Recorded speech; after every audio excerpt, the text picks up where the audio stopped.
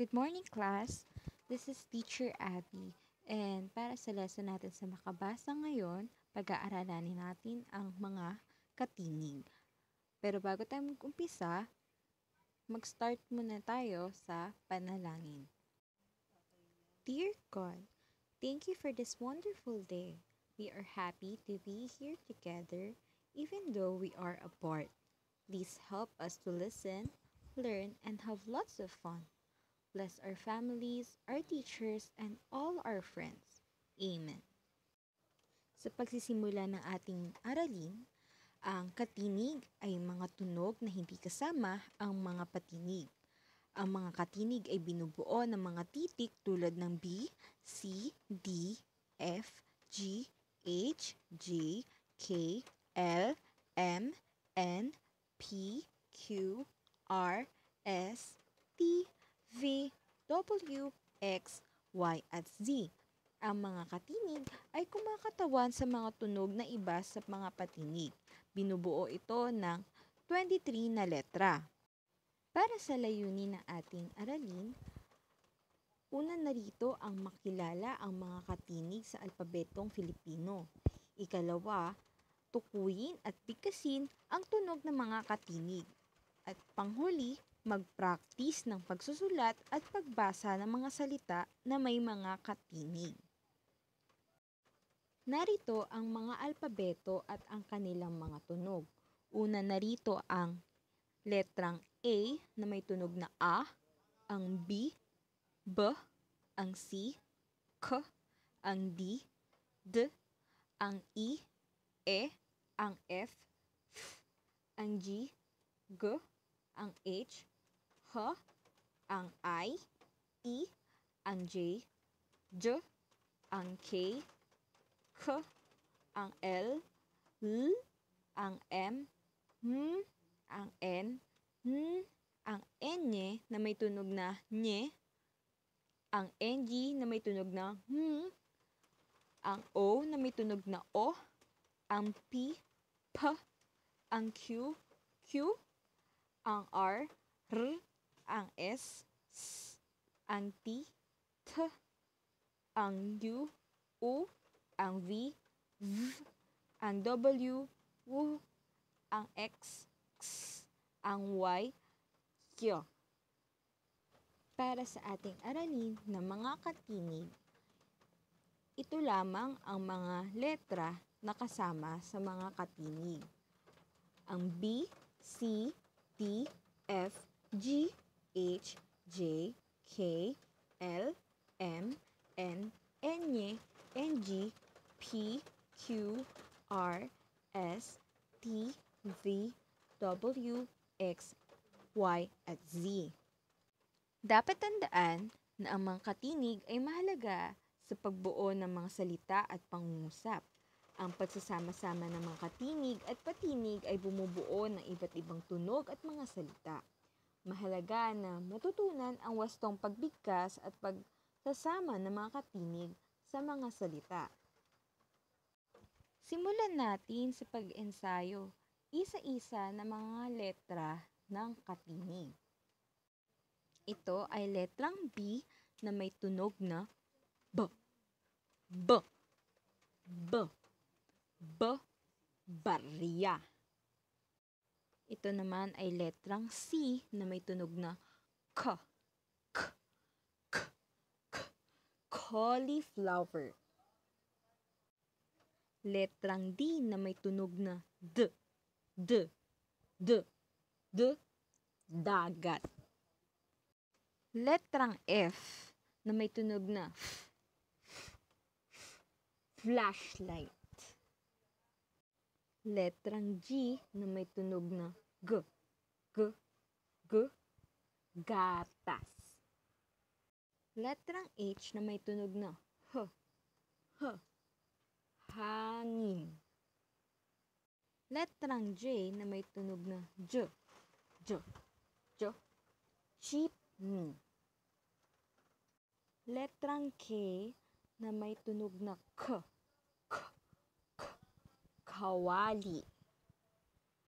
Letrang L na may tunog na L, L, L, lagari. Letrang M na may tunog na hmm, mansanas. Letrang N na may tunog na niyog. Letrang N na may tunog na nye, tulad ng sa Filipiniana. Ang letrang NG naman na may tunog na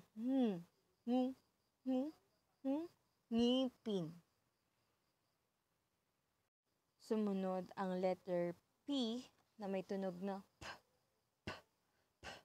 pinya. Ang letter Q naman ay may tunog na Q. Pero pag inihalo sa iba pang mga letra, katulad ng U at E, ang basa natin dyan ay K. Quezon. Ang letter R naman ay may tunog na R, tulad ng roller coaster. Ang letrang T naman ay may tunog na tuwalya. Sa letrang V naman, may tunog na vinta.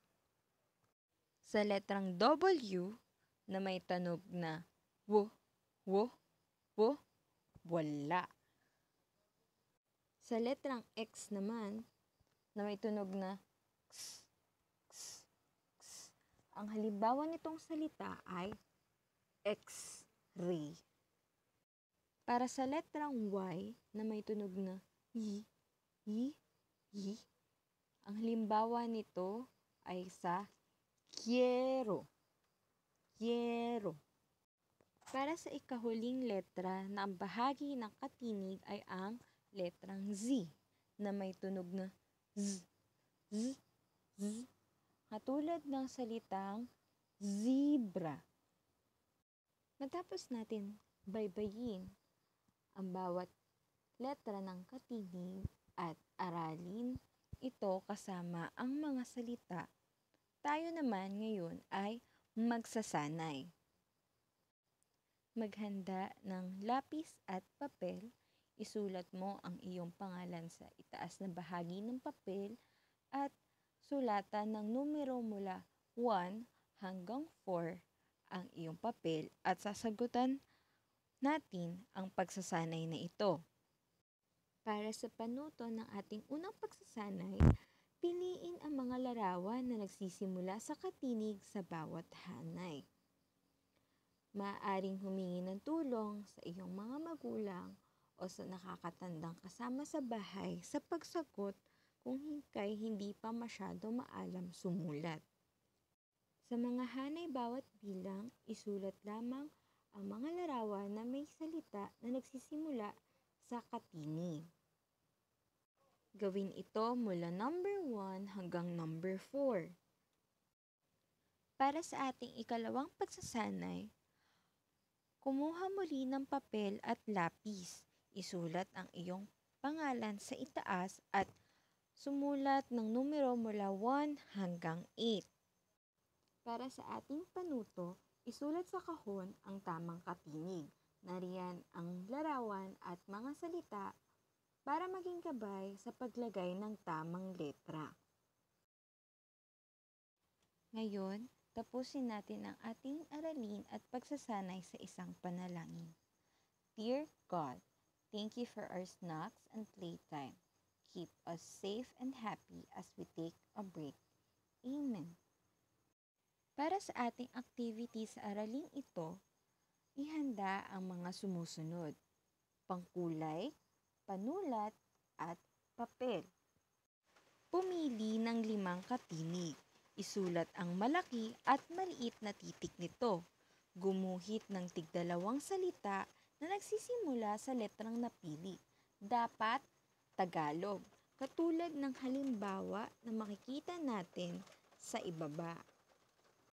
Ang iyong mga pagsasanay at activity ay maaari mong ipasa sa ating susunod na pagkikita. Maraming salamat sa iyong pakikinig. Sa susunod muli. Paalam!